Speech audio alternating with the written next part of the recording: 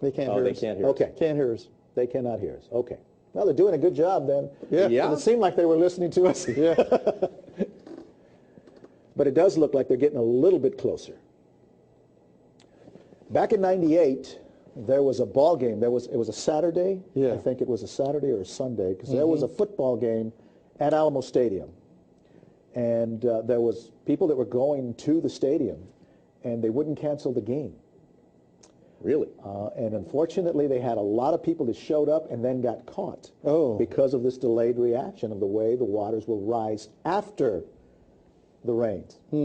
So what looked like, oh, it's going to be okay, the rain's over, turned out to be a situation that repeated itself all over the city where people were getting stuck. All right, we just got a call from Michael Valdez, who said the flooding is already, it's on the golf course, and he is thinking that this guy is on some type of pavilion out there.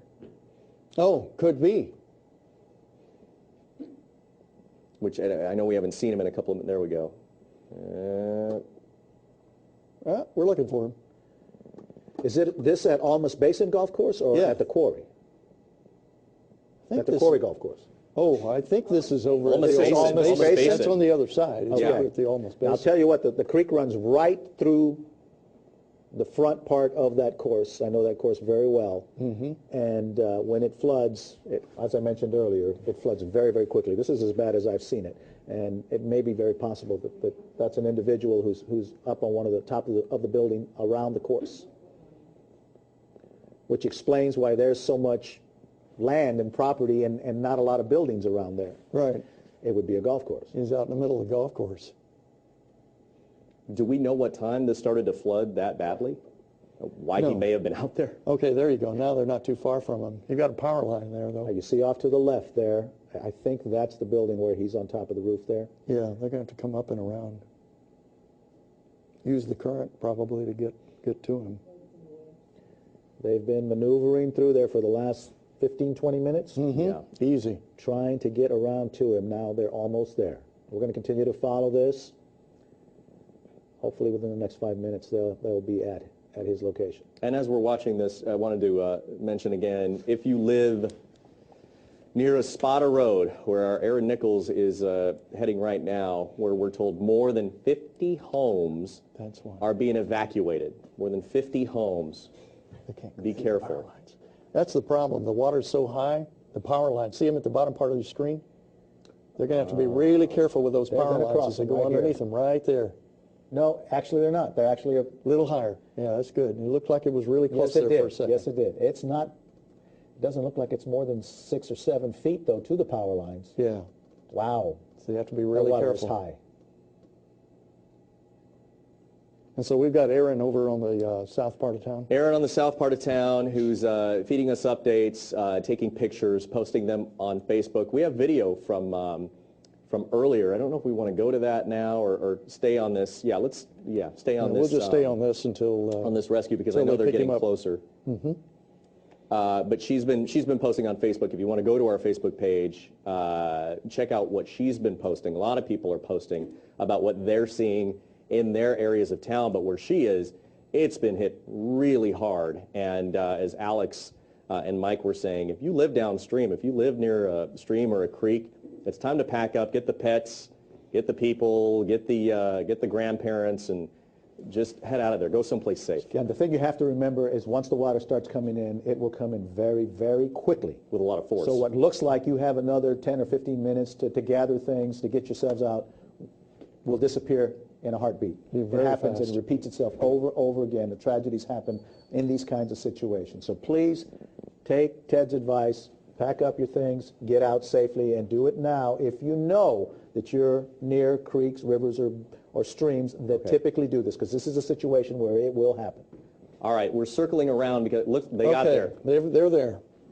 And it looks like they're getting the life preserver, lifesaver on, and they'll get him on the boat shortly. All right, let's get around that tree. Looks like he's stepping in or getting ready to. Yep. There we go. There we go. All There right, we got go. him off the roof there. Well, thank God for that. Whew. All right, good job. Good job. Real-time video, watching That man just rescued off what we're wondering now is if it was a pavilion on the golf course. They gave him a life jacket, put him in that boat, and now those rescuers who did a great job getting, that was not easy getting there with that amount of water, with the debris in the water that our weather experts have been talking about, our meteorologists here have been talking about. Those currents are fast. There's a lot of stuff in the water, but they got him. It looks like he's explaining right now how he got up there, but thankfully he is rescued, and that is some good news. So we will watch that for a minute, but continue talking about what is happening south of town. And as Alex and Mike were saying, this still is a very dangerous situation because of the way that San Antonio sits. Everything is running downhill, which is why we're saying Aaron Nichols, who's at Espada Road and who we're going to attempt to touch base with in a minute, is saying, look, you got to get out of there. There's already 54 homes and probably many more at this point that are in danger of being flooded, and that water comes fast. And with all the rain that we had overnight, it's heading down your way, and it's heading downhill, and it's heading down there at a rapid pace. So if you haven't made your plans, get the kids, get the pets, get the older folks, put them in the car, head north, go someplace, go to a relative's house, go to a church, go to a mall that you know is safe, and just get out for a while, just in case. Because like Mike was saying, once the water starts to come in, then it's really, really tough to get out. And then you're calling 911, and everybody in the neighborhood's calling 911. So it's extremely hard to get there. At that point, like we saw kind of with Katrina, all these calls come in at once, and it's impossible to get to everybody. So the more people can take precautions and get to safety, the better it is for your family and for law enforcement. Absolutely. And you're looking at this rescue here, and great job by the San Antonio Fire Department here in getting to this individual. But remember, we've already had one fatality earlier today with a car that was swept off the road during some of the flooding there when the water was running pretty high in the same area. And unfortunately, it was a female, and she did die. So again, things can turn badly very, very quickly. So if you're watching this, great news for this guy. But this is going to be repeated all across the city here as we go into the next 24 hours. So as Ted is mentioning, be very, very careful. Do want to remind everybody, it's changing gears just a touch. The tornado warning that was for DeWitt and Karn County has now expired. As soon as we get an update on that, we will let you know. But it looks like the storm is moving off to the northeast right now, and at this point does not look as intense. Right. So again, good news. Good news there. The rains are moving off in a big shield, though, now in the eastern half and southeastern parts of the city, and extending from 35 north up 35 towards Austin, east from there, approaching Brenham, and southeast towards Victoria and Beeville, and that's where the biggest shield of rain is right now. And don't forget, we've had a tremendous amount of rain in the county. We've got flow water crossings that are flooded. We've got barricades out. There's a number of roads where barricades are out, just a few of them. Nakoma and 280 water here. So when you get there, don't forget that saying. It's turn around, don't drown. There's a reason we've been trying to teach you that. We've already got that one fatality that's up. So where the triangle is right there that we're seeing kind of in the middle of the screen, how high is that? Well, it can go up to 35 feet. Without seeing the actual marker, I can't quite tell how high it is, but knowing that you've got you got a speed limit sign sitting over there, and you've got a pole, we're probably looking, 8 to 10 feet? It looks that way easily. Easily 8 to 10 feet of water sitting there, just within that pole alone. Now remember, speaking of the low water crossings, places that typically have issues around Brooklyn and 35 downtown, that is also flooded out. So another area to watch for, up to the northwest, up into Helotes, Gray Forest, out west of there on 1604 in the District 7 area. That whole area from, say, Bandera and 1604 extending west all the way towards Lackland, that's an area that has major flooding issues. So if you don't have to go anywhere right now, I would just sit at home. Don't take any chances. Oh, there we go. Now the rescuers are out of the boat. He is still in the boat, the guy that was rescued from that pavilion, that roof. So it looks like they're in water that, easily enough they can walk out now, which is good news. I'm sure he's got a story to tell. We've also got crews in that area. Since we have partnered up with News 4 San Antonio, we've got crews all over the place right now. This from World Car Chopper. So we've got people all over who are just going to be bringing us reports pretty much all day long on our website, on News 4, and here on Fox San Antonio. So it looks like they're taking him to that to the vehicle right now. And even the vehicle's sitting in water at that point. Exactly. A little tough. Again, most of the rain has pulled east of San Antonio with the heaviest concentration out near Cards County and up near Victoria, and then moving up along I-10. But that big rain shield is going to be dropping more rain. Now, the interesting thing about it is that we're looking at satellite imagery, and it's still indicating to us, at least to me, I see a southwest flow in that. And as long as you've got a southwest flow, you've got a little divergence, and that means a little lifting action in the atmosphere, and we've got enough moisture down at the lower ends, we're going to continue to see these little pop-up showers come flying back in. And already we're seeing a few of those south of Bexar County.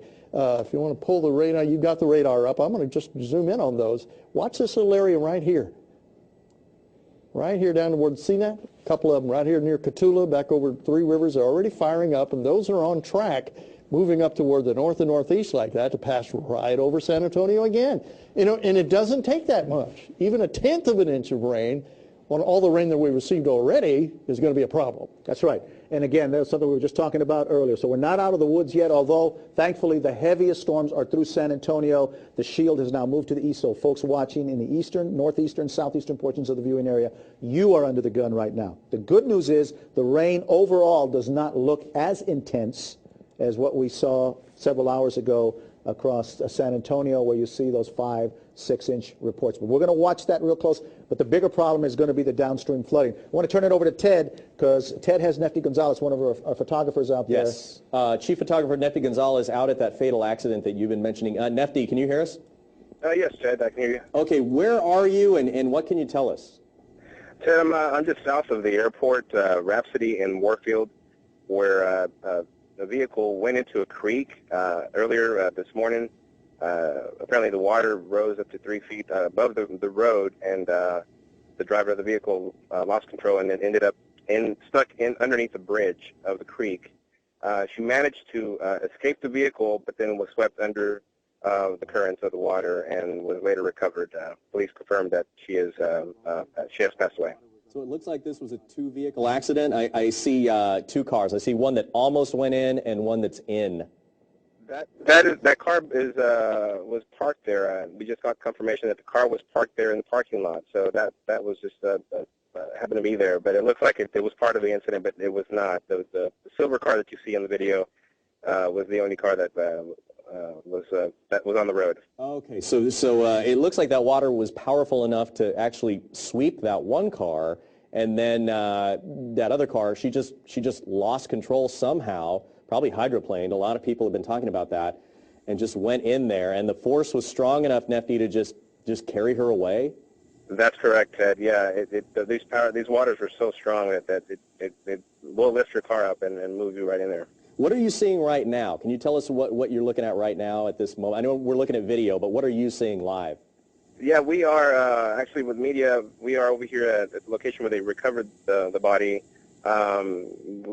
which was quite a ways away from the car. I would say at least half a mile away. Oh. So she went down a creek. Oh.